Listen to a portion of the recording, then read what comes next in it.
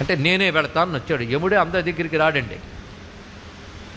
ఎలా వచ్చాడంటే దున్నపోత మీద పాసం వేసుకు రాలేదు.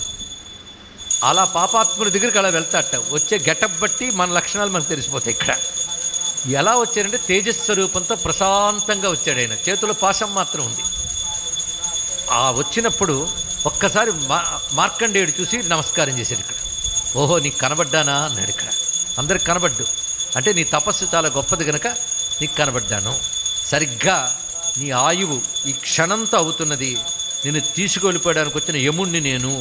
అంటే నా ఆయువు మీద, నా శరీరం మీద శివుడికే అధికారం ఉంది, నాకు లేదు, నీకు లేదన్నాడండి. అది గొప్ప భక్తి అంటే.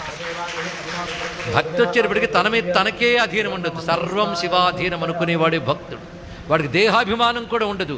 ఈ దేహం శివునిది, అది ఆయన కైంకర్యానికి వినియోగించాను. ఈ ఆత్మ శివుడిది. ఆ భావంతో